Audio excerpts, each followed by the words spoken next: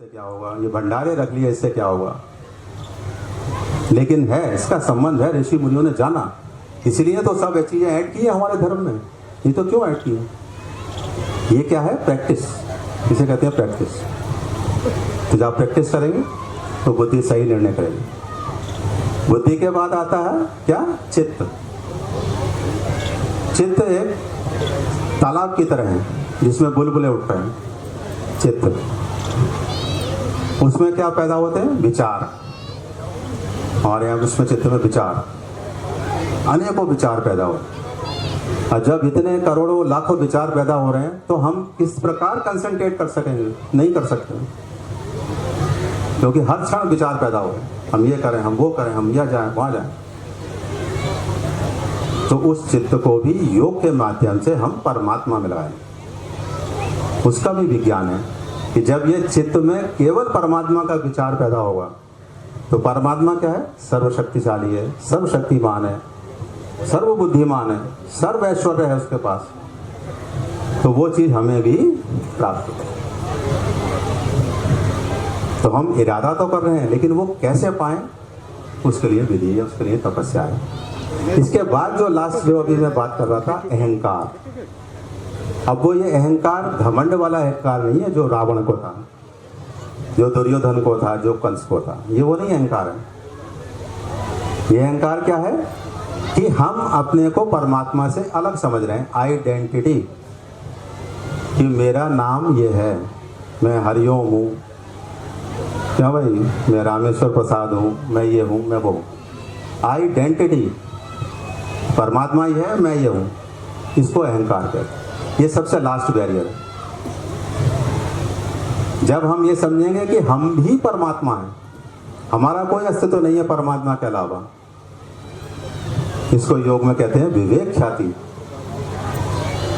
तब हमारी सविकल्प समाधि रहेगी।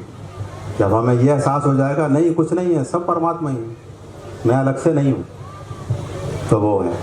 अब दूसरा अहंकार जो नेगेटिव है, नेगेटिव अहंकार के बताकर मैं अपनी बात समाप्त करूंगा। नेगेटिव अहंकार क्या हो गया? जब ये मानव शरीर बनाया भगवान ने तो इसमें इम्प्योरिटी डाली। इम्प्योरिटी, क्योंकि जब तक इम्प्योरिटी नहीं पड़ेगी मानव नहीं बनेगा। क्योंकि जब भगवान से अलग हुआ है तो बिल्कुल शुद्ध है ये। जैसे भगवान शुद्ध है, इसलिए उनको, भगवान को कहते हैं गुणातीत। कोई नहीं है उनमें, कोई दोष नहीं है, ये दोष। अब वहां उन्होंने क्या डाले? काम, क्रोध, लोभ, मद, मोह, अहंकार, है ना। जब ये हमारे अंदर आ गए, इसी से हमारी दिनचर्या शुरू हो गई। काम, क्रोध, लोभ, मोह, मद, अहंकार। अब ये अहंकार क्या है? घमंड, मुझसे बड़ा कोई नहीं, मैं सब कुछ कर सकता हूँ। लेकिन ऐसा नहीं है। हो गया बच्चा किसी हमारा प्रारब्ध, हमारा भाग्य वो पैदल चल रहा है। हम इरादा कर सकते हैं, उसमें कोई दिक्कत नहीं है कि मुझे सबसे बड़ा बनना है, लेकिन वो भाग्य चल रहा है। अगर भाग्य को से हमें टक्कर लेनी है तो तपस्या, आप तपस्या कीजिए। आप कुछ भी बन सकते हैं, चाहे आप कहीं भी पैदा हो, चाहे कितने निर्धन हो, कुछ भी हो, चाहे कुछ भी बन सकते हैं, लेकिन किसके माध्यम से? तपस्या। जैसे आपने देखा होगा समाज में अनेकों क्षेत्रों में एक ही योग्यता के कितने आदमी होते हैं, लेकिन किसी को कोई आगे क्या चीज ले जा रही है? एक तो भाग्य, जिसे हम कहते हैं हॉरोस्कोप, कि उसके ग्रह कहाँ बैठे हैं, राजयोग है या नहीं है।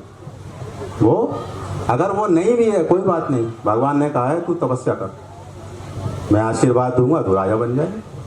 अनेकों हमारे शास्त्रों में ऐसे उदाहरण। तो ये वाला अहंकार क्या है? नेगेटिव, घमंड, कि हम अपनी शक्ति का दुरुपयोग करके जो हमसे नीचे हैं उन लोगों को प्रताड़ित कर रहे हैं, उनको कष्ट दे रहे हैं। और जो योग में अहंकार बताया गया, जो मैंने अभी बताया, मन, बुद्धि, चित्त, अहंकार, वो क्या है?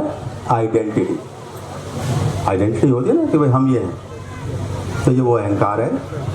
तो हमें दोनों को ही दूर करना है।